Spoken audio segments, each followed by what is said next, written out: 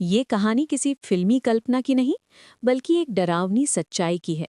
ये कहानी है एक ऐसे आदमी की जो बाहर से शिक्षक था, सभ्य दिखता था, लेकिन अंदर से एक ठंडे दिमाग का हत्यारा था। ये कहानी है भारत के कुख्यात सीरियल किलर साइनाइड मोहन की।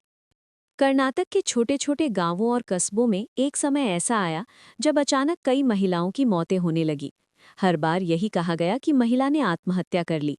परिवार टूटते रहे, समाज चुप रहा और सिस्टम फाइलें बंद करता गया। लेकिन किसी ने ये नहीं पूछा कि इतनी सारी महिलाएं एक ही तरह का जहर क्यों खा रही थीं। मोहन कुमार, जिसे बाद में साइनाइड मोहन कहा गया, पेशे से शिक्षक था।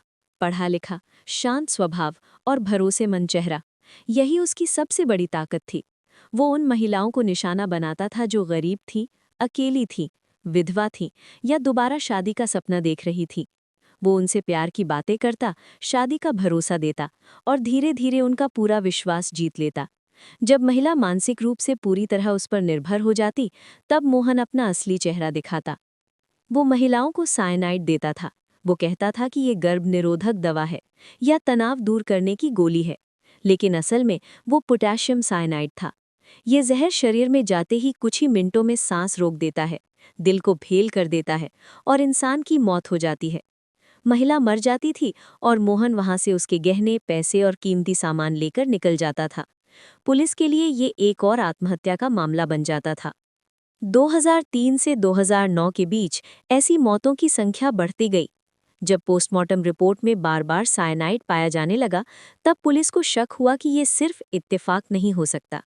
जांच आगे बढ़ी और धीरे धीरे एक ही नाम सामने आया, मोहन कुमार। 2009 में पुलिस ने उसे गिरफ्तार किया। गिरफ्तारी के वक्त वो बिल्कुल शांत था, जैसे उसे किसी बात का पछतावा ही ना हो। पूछताछ के दौरान जब सबूत सामने रखे गए, तो उसने एक एक कर अपने अपराध कबूल किए। उसने माना कि उसने 20 से ज्यादा महिलाओं की हत्या की है। कुछ मामलों में ठोस सबूत थे, कुछ में सिर्फ उसकी स्वीकारोक्ति। पूरा देश सन्न रह गया।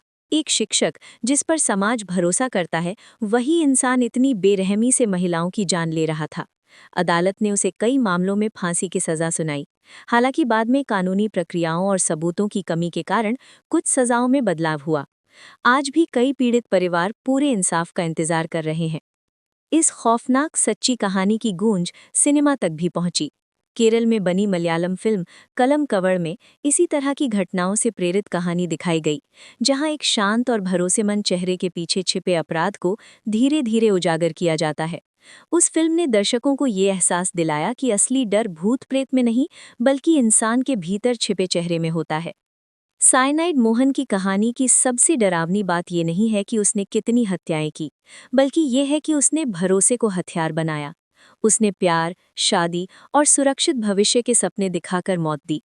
ये कहानी हमें चेतावनी देती है कि हर मुस्कान सच्ची नहीं होती और हर मीठा वादा भरोसे के लायक नहीं होता। ये सिर्फ एक सीरियल किलर की कहानी नहीं है, ये सिस्टम की चूक, समाज की खामोशी और अंधे भरोसे की कहानी है। रज़नामा आपसे यही कहता है, सतर्क रहिए, सवाल पूछिए और सच को कभी नज़रअंदाज मत कीजिए, क्योंकि कई बार सबसे खतरनाक लोग वही होते हैं जिन पर हम सबसे ज़्यादा भरोसा करते हैं।